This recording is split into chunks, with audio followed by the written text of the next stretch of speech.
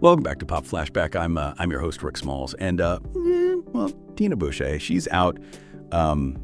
She's on a very important pie-related mission. Yeah, so I won't spoil the surprise or anything like that, but she does some serious research, you could say. But hey, more Technicolor magic for us today as we look at one of the most visually stunning films ever made, The Wizard of Oz. So we're going to go beyond the yellow brick road and those ruby slippers to uncover the fascinating story behind how Technicolor brought Oz to life. And trust me, even if you've seen the movie 100 times, there are some behind-the-scenes secrets that might just surprise you. So let's start with that iconic moment when Dorothy steps out of the sepia-toned farmhouse and into the vibrant world of Oz. It's a cinematic transition. It's been imitated and parodied countless times, but how did they actually pull it off back in 1939? You might think it was all done with fancy editing, but the truth is far more ingenious. They actually used a combination of clever set design, a stand-in actress, and some very precise timing to create that seamless shift from sepia to Technicolor. Think about it. The inside of the farmhouse is painted in those same dusty sepia tones to match the Kansas scenes. A stand-in actress, dressed and made up to blend in with the sepia background, opens the door and steps out of frame. At that exact moment, Judy Garland, already in full-color makeup and that iconic blue gingham dress, steps into the shot. The camera follows her. She walks out into Munchkinland and boom. We're in a whole new world of color. It's a testament to the ingenuity of those early filmmakers and a reminder that sometimes the simplest solutions are the most effective. But before we get too carried away with the magic of Oz, let's rewind a bit and talk about Technicolor itself. This wasn't just some filter they slapped on the camera lens. It was a groundbreaking and incredibly expensive process that was still in its early stages back in 1939. Most films were still being made in black and white because of the cost and complexity of Technicolor. In fact, can you believe that The Wizard of Oz was almost filmed entirely in black and white? It's true.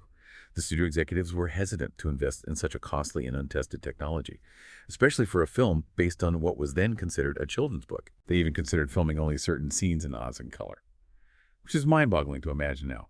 But thankfully, they eventually took the leap and went all in on Technicolor, and we're all the richer for it.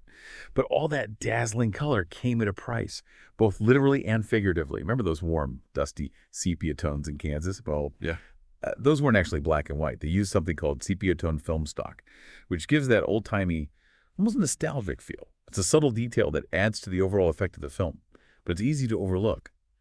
Now, let's talk about the technical challenges of Technicolor. To achieve those vibrant colors, they needed a lot of light. Like, a lot. Imagine a film set lit with massive, superheated arc lamps that could crank the temperature up to over 100 degrees Fahrenheit. It was like working under a giant sizzling sun. And for the actors, yeah, especially those in heavy costumes, it was brutal. Poor Buddy Ebsen, the original Tin Man, had to drop out of the film because he suffered a severe reaction to the aluminum-based makeup they used for his character. The dust from the makeup got into his lungs, causing him to have trouble breathing. Talking about a harsh reality behind the glitz and glamour of Oz.